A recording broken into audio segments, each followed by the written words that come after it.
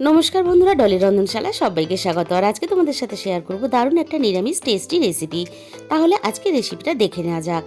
আমি এখানে 100 গ্রাম পরিমাণ বেসন নিয়েছি আর দিয়ে দিলাম বেসনের মধ্যে স্বাদ মতো লবণ।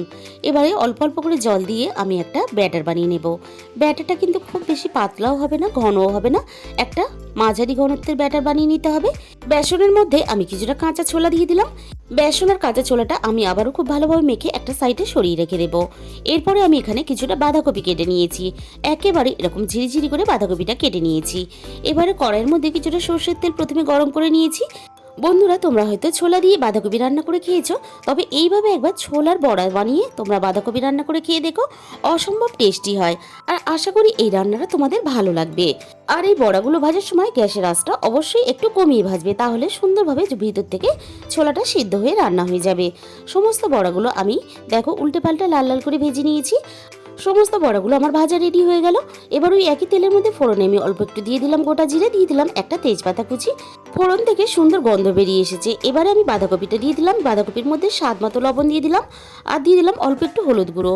আর যেহেতু বাঁধাকপিতে লবণ দিয়েছি তাই কিন্তু অনেকটাই জল বেরিয়ে আসবে, তাই গ্যাসের আঁচটা একটু বাড়িয়ে দিতে হবে। বাড়িয়ে দিয়ে সুন্দর করে বাঁধাকপিগুলো আমি ভেজে নেব। বাঁধাকপি কিন্তু না ভেজে রান্না করলে খেতে একটুও ভালো লাগে না। আর বাঁধাকপিটা ভাজার পরে সামান্য একটু জল দিয়ে দিলাম, দিয়ে দিলাম 1 চামচ পরিমাণ আদা বাটা, আর দিয়ে দিলাম এখানে 1 চামচ পরিমাণ হলুদ গুঁড়ো, আর দিয়ে দিলাম এখানে 1 চামচ পরিমাণ ঝাল লঙ্কার গুঁড়ো, আর দিয়ে দিলাম 1/2 চামচ পরিমাণ জিরে গুঁড়ো, 1/2 চামচ পরিমাণ ধনে গুঁড়ো। আর সবশেষে স্বাদের ব্যালেন্সের জন্য আমি এখানে দিয়ে দিলাম স্বাদ মতন চিনি। এখানে বাঁধাকপির সাথেই আমি কিন্তু আদা আর বাকি মশলাটা কষিয়ে নিলাম। এখানে আলাদা করে কষানোর কোনো প্রয়োজন নেই। খুব ভালোভাবে বাঁধাকপিটা কষানোর পরে আমি এখানে দিয়ে দিলাম 1 গ্লাস পরিমাণ জল, আর সাথে আমি দিয়ে দিলাম একটা ছোট টমেটো কুচি। তরকারিটা খুব ভালোভাবে ফুটে ওঠার সাথে সাথেই বড়াগুলো দিয়ে দিলাম। খুব ভালোভাবে আমি সবকিছু সিদ্ধ হওয়ার জন্য আমি এখানে ঢাকা দিয়ে দিলাম। কিছুক্ষণ পরে আমি ঢাকা খুলে দেখে নেব বাঁধাকপিটা কিন্তু সুন্দরভাবে সিদ্ধ হয়ে গেছে আর বড়াগুলোও সুন্দরভাবে নরম হয়ে গেছে। এবার একটু নাড়াচাড়া করে নিয়ে আমি এখানে সব শেষে দিয়ে দিলাম 1/2 চামচ পরিমাণ গরম মশলার গুঁড়ো, আর দিয়ে দিলাম 1 চামচ পরিমাণ ঘি। যেহেতু নিরামিষ তরকারি একটু ঘি দিলে ভালো লাগবে, তবে তোমরা চাইলে কিন্তু এখানে ঘি নাও ব্যবহার করতে পারো।